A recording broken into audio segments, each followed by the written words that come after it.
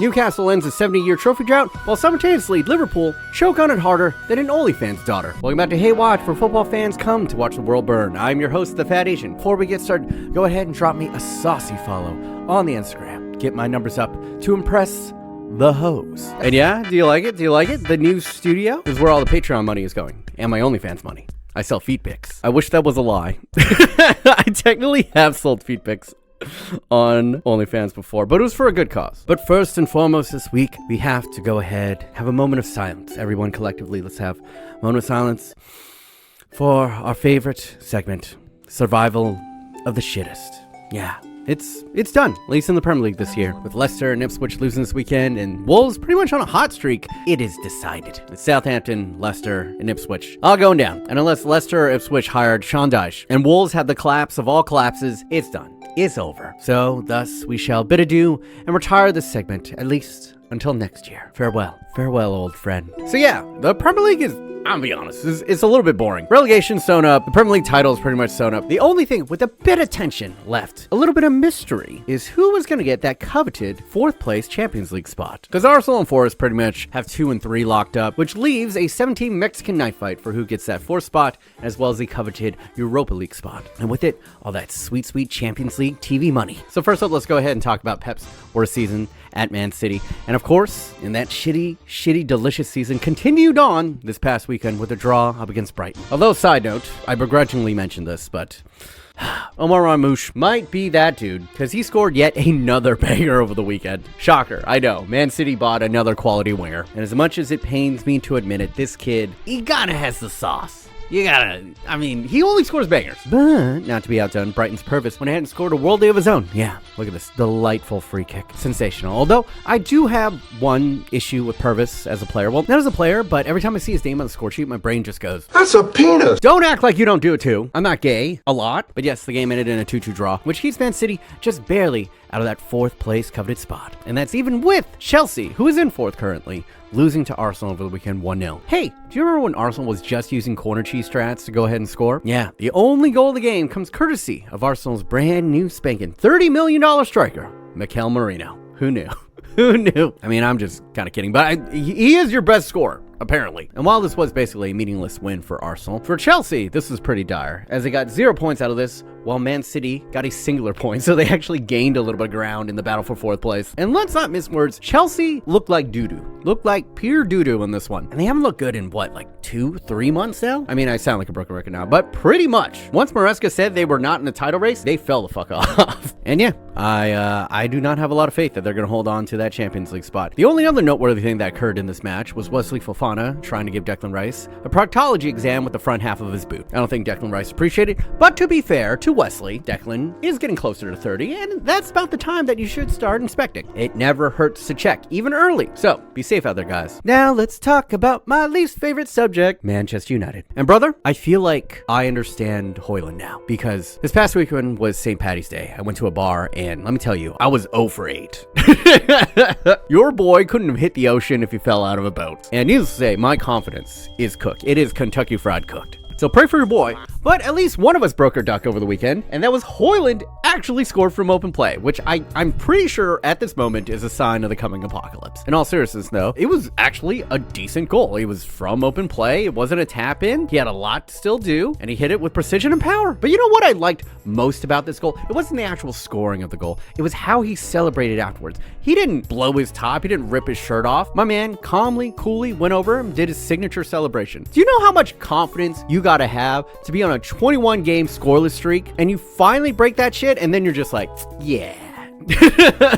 No biggie, whatever. So yeah, feel good story a little bit here for Højlund finally breaking the scoreless streak. And from there, it was pretty easy sailing for United. The second goal was derpy as fuck. It was like one of those goals that you would see in Ultimate Team where you just keep on making tackle after tackle, but the ball just keeps on bouncing back to the other team until they score. Yeah, that was a tough one. It had Rude looking like he was playing weekend league. Shouts to De Ligt, who had a defensive worldie in this one. Yeah, check out this fucking block. It was better than the Garnacho goal. I know he gets a lot of shtick, but I personally think I like De Ligt. He's solid. I think he gets a lot of unfair criticism because because the rest of the season has been so horrid and he's just catching strays. But he's good, man. And I'll tell you what, here's the other thing. This might shock you. Manchester United looked pretty good. They were actually able to play out of the back a little bit. And by a little bit, I mean, if they are able to get the ball to Bruno Fernandes, he can break the lines, he can break the press, and then we're off. Pretty much, we got him playing that reduced role. But the man is working overtime because he also got himself a goal and 2 assists in this one. And his goal was quite crispy. Not too bad of a follow-up performance coming off of a hat trick midweek. And I know, Bruno is a very easily hateable character. He just has one of those faces that you just want to punch,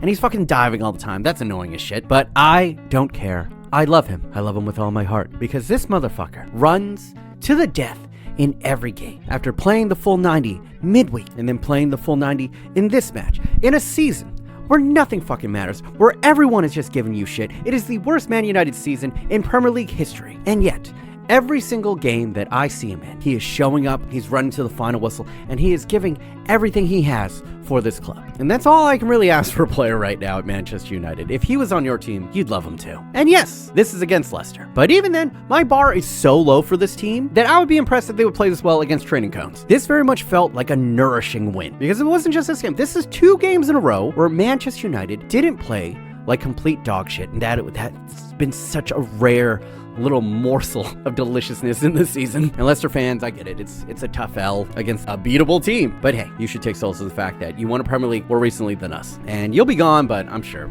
it'll be back in a year's time. But the big story over the weekend was the Carabao Cup final. Now, this is basically a foregone conclusion that Liverpool, who have looked like the best team all season, we're going to win the Mickey Mouse Cup to get their McDouble on the season. For Liverpool fans, this was a meek consolation prize. But for Newcastle fans, this meant the world. For context, Newcastle, one of the biggest names in English football history, are on a 70-year domestic cup drought. The last time Newcastle won a domestic cup, Martin Luther King was still alive. Thanks a lot, CIA. So that was the historical context going to this, but there was no way that Liverpool were going to choke their way out of 2 competitions in 1 week, could they? Well, Eddie Howe Newcastle didn't bother reading the script because they had a clear game plan going in this match, and that was win corners and huff it up to the tallest fucker on the pitch. And that is their massive 6'5" center back, Dan Burn. If you don't know Dan Burn, this man has a history because the way he got into this Newcastle lineup, he had to do it the hard way. Little lore on Dan Burn: he grew up a Newcastle fan, was in the Newcastle Academy, but they actually ended up dropping him when he was 11, and he had to battle his way through the lower leagues, playing for 6 different clubs until finally, in 2022, he was rebought by Newcastle. And 2 years ago, before their FA Cup final up against Manchester United, his dad goes and releases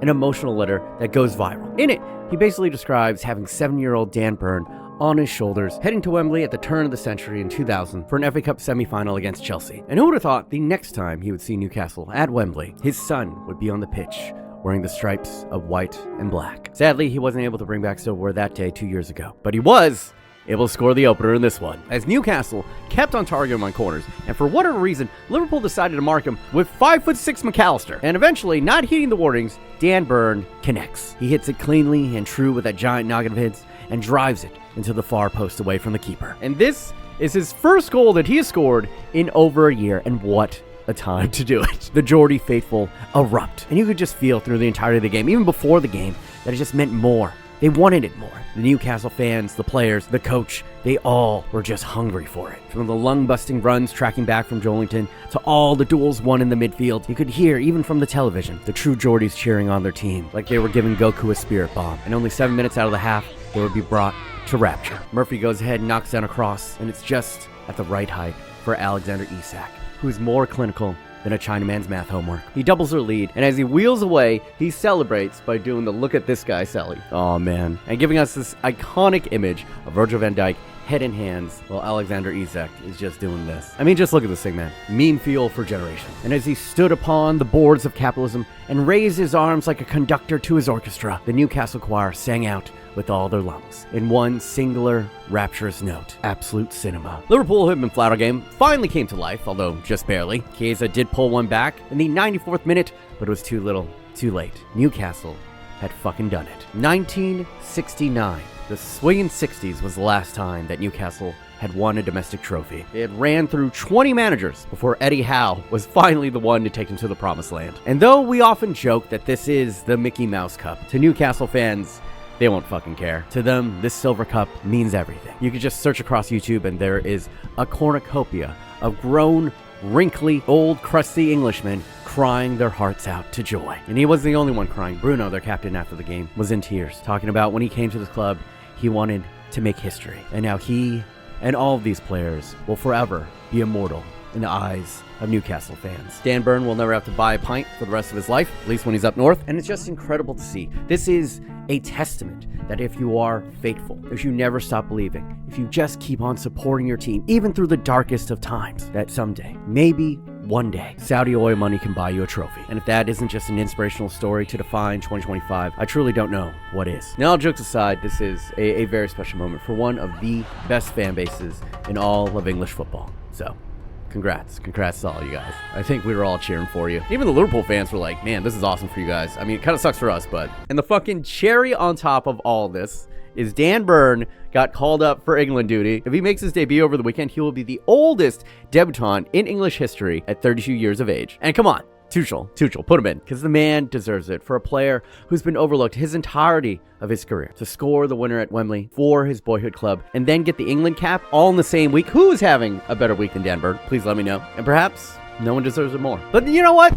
This is not very hate watch of me. This is kind of love watching. And yeah, I was happy for Dan Burn and Newcastle. But you know what made me happier? Do a little happy Dan. Liverpool going on a generational choke run. Liverpool fan, look at me. You guys are so fucking lucky you guys don't have playoffs. Because let me tell you, if there was a playoff system in the Premier League, y'all be cooked. What is this dip in form? Like, I knew we were all talking about, like, yeah, they don't look quite as sharp in the Premier League over this past month. But surely they would get past PSG.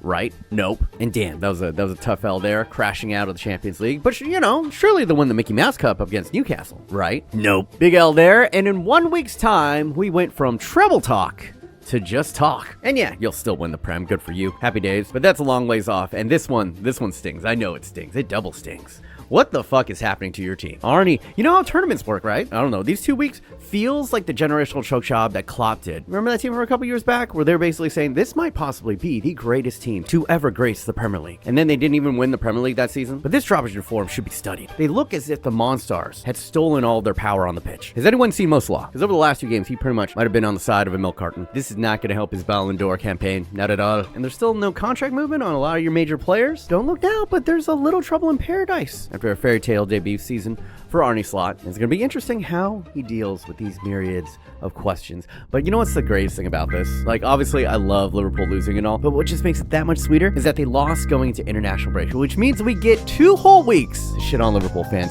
Do it, boys. You know my motto, kick them while they're down. And we have not had an opportunity to shit on Liverpool very much this season, so savor it. Go on. I encourage all of you, all my trolls, go out and search for your favorite Liverpool fan and give them hell in the name of the Hatewatch. But yeah, that's gonna be it for me. Thank you guys for watching. If you did enjoy, go ahead and smash your hard direct nipple with the like button right now. Helps me with the goddamn YouTube robot. And yeah, see, we got a new studio, we got new lights, we even got a new camera here. Thank you to all the patrons. You're helping pay for all this. Shout out to everyone in the Go tier. We got Elm, Robert Matai, Peter Barr, Neonya Bar, Kyle Stockton, Michael Sense, Isaac Martinez Duran, Higham, Miles Bard, Nanners Piddlesmith, the Fat Austrian, Valente Vasquez, Mo Viduk, and of course, the OG double goat, Sandra Jeremy. Mwah. Thank you all. Thank you to Alex for helping edit this video. If you want to go ahead and hire him for his services, links are down in the doobly-doo. And yeah, I'll see you guys next week with something, I guess, non-Prem based. Later.